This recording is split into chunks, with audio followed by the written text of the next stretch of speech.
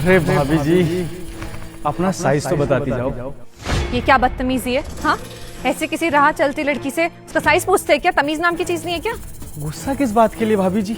अपने देवर की तरह समझो मुझे और अपना एक्चुअल साइज बता दो ना। अच्छा, तो मेरा साइज वही है जो तेरी माँ और बहन का है। खामा खा इतना गुस्सा कर रहे हो भाभी जी। देखो, अगर आप मुझे अपना साइज बता दोगी तो मैं तुम्हें जाने दूंगा ना यहाँ से। कितना बदतमीज इंसान है, शर्म नहीं आ रही है क्या? तुम जैसे लोगों को सोसाइटी में एंट्री कैसे करने देते हैं लोग? देख, मुझसे ना तमीज से बात कर, नहीं तो तेरे लिए बिल्कुल अच्छा नहीं होगा। अभी तो मैं तुझे छोड़ रही हूँ क्योंकि मैं नहीं चाहती ना कि सोसाइटी में कोई बखेड़ा खड़ा हो, लेकिन आइंदा से अगर मेरे साथ कभी बदतमीजी करने की कोशिश की ना तो सीधा जेल में डलवा दूंगी, समझा? अरे भाभी जी, आप खामा गुस्सा कर रही हैं। साइज बताती बात खत्म हो जाती। अपना ना मुंह बंद रख, नहीं तो मुझसे बुरा कोई नहीं होगा। आज तो मुझसे पूछ लिया, लेकिन आइंदा से मत पूछियो, समझा? बदतमीज। कोई बात नहीं, कल भी तो आएगी, कल देख लेंगे। अरे भाभी जी, अगर साइज नहीं बताओगी तो पता कैसे चलेगा? तो फिर से आ गया? कितना बदतमीज है तू। जरा सी भी शर्म नाम की चीज है या नहीं है? कल तुझे मैंने इतनी वार्निंग दी, उसके बावजूद आज फिर से यहाँ पे आ गया बेशर्मों की तरह मुझसे मेरा साइज पूछने। भाभी जी, इतना गुस्सा किस बात के लिए? दुकान पे जाती हो उसको भी तो बताते हो ना कि एक्चुअल साइज क्या है। मुझे ही बता दो, मैं भी अपने रास्ते चला जाऊंगा। तेरे घर में माँ बहन नहीं है क्या? हाँ, या फिर तुझे यही संस्कार मिले कि ऐसे ही लड़कियों से उनका साइज पूछा करे? अरे शर्म कर ले, शर्म नहीं आ रही क्या तुझे? भाभी जी, माँ बहन दोनों है मेरे घर में, बस आप जैसी एक भाभी और आ जाए ना तो अपने दिन सुधर जाए। पुलिस की धमकी देने के बाद भी तुझे अक्ल नहीं आई ना? मुझे समझ आ गया तुम जैसे लफंडरों को ना कैसे सबक सिखाया जाता है।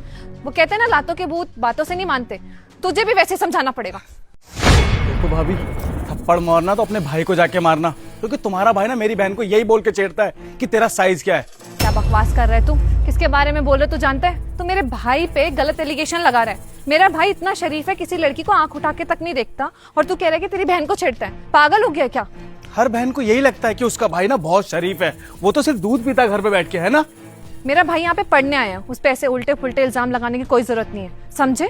अगर तुम्हारा भाई पढ़ने आया ना तो उसको बोलो चैन से यहाँ पे बैठ के पढ़ ले, मेरी बहन की कोचिंग के बाहर जाके खड़ा ना हो। और उसने कई बारी कोशिश भी करी है मेरी बहन को टच करने की, और मेरी बहन ना रोती रोती घर तक आई है और वो बेचारी सदमे में है। तो मैंने सोचा क्यों ना मैं उसकी बहन के साथ भी सेम वही करूं जो उसने मेरी बहन के साथ करा है। अच्छा, तो तुम्हारा कहना है कि मेरे भाई ने तुम्हारी बहन को छेड़ा है, जिसकी वजह से तुम्हारी बहन बहुत परेशान है। चलो एक काम करते हैं, घर चल के ना मेरे भाई से पूछ ही लेते हैं, सब दूध का दूध और पानी का पानी हो जाएगा। लेकिन अगर तुम्हारा इल्जाम गलत निकला ना, यहीं पे बीच सड़क पे तुम्हें बहुत थप्पड़ मारूंगी, सबके सामने तुम्हारी इंसल्ट भी करूंगी, और तुम्हें इस बात का एहसास कराऊंगी कि आइंदा से किसी शरीफ इंसान पे ना गलत इल्जाम लगाने से पहले 10 बार सोच लेना चाहिए। ठीक है, चलो चलो। संजय, मेरा साइज क्या है? दीदी, आप ये क्या कह रही हैं? क्या बात कर रही हूँ? तुमसे मैं साइज पूछ रही हूँ, बताओ। दीदी, आपको क्या हो गया है और ये कैसी बात कर रही हैं? जितना पूछा है उतना बताओ, मेरा साइज क्या है? अरे दीदी, आप चिल्ला क्यों रही है? आस पड़ोस के लोग सुनेंगे तो कैसी बात करेंगे। आप शांत हो जाइए। चिल्ला क्यों रही हूँ? मैं बस पूछ रही हूँ तुमसे, और पता चल रहा है तो चल जाने दो ना। क्या ही हो रहा है? मैं तुमसे अपना साइज पूछ रही हूँ, तुम मुझे बताओ ना क्या साइज है मेरा। दीदी, आप क्या कह रही हैं? मुझे कुछ समझ में नहीं आ रहा। कुछ समझ में नहीं आ रहा है ना तुझे? बहुत भोला बन रहा है ना तू। ठीक है, अभी समझ में आ जाएगा सब कुछ। भैया जरा अंदर आना। पहचाना इन्हें? याद करना, तू इन्हीं की बहन से उनका साइज पूछता रहता है। याद आया? कोचिंग के बाहर खड़े होके उसका इंतजार करता है, उसे टच करने की कोशिश करता है। तेरी वजह से वो लड़की घर से बाहर नहीं निकल रही है, सदमे में है, डरती है घर से बाहर निकलने में, और तुझे कुछ याद ही नहीं आ रहा है। तू तो भोला बन के बैठा हुआ है। दीदी, आप कैसी बात कर रही हैं? और किसी अजनबी की बातों में क्यों आ गई? जरूर कोई झूठ वूठ बोल रहा होगा और मुझे फंसाने की कोशिश कर रहा होगा। मैं तुझे फंसाने की कोशिश कर रहा हूँ? तेरी आंखों में जरा भी शर्म बची है? नहीं बची है? अरे तेरी वजह से ना मेरी बहन घर में बैठी हुई है, बेचारी ट्रोमा में है, और आज के बाद अगर तूने मेरी बहन की तरफ आंख उठा के भी देखी ना तो तेरे हाथ पैर तोड़ के तेरे हाथों में दे दूंगा, समझ गया? जो काम करने आया ना सिर्फ वही काम कर यहाँ पे। और भाभी जी, मुझे माफ कर देना, मेरे पास इससे अच्छा तरीका कोई नहीं था कि मैं आपके भाई को सबक सिखा सकूं। अरे कोई बात नहीं, आप क्यों माफी मांग रहे हैं? ये तो बिल्कुल सही तरीका था इसे सबक सिखाने का, वरना मुझे कभी नहीं पता चलता। ये जो मेरा भाई है, ये पढ़ाई के नाम पे इतनी गिरी हुई हरकत करता है, दूसरों की बहन बेटियों को छेड़ता है। It's okay.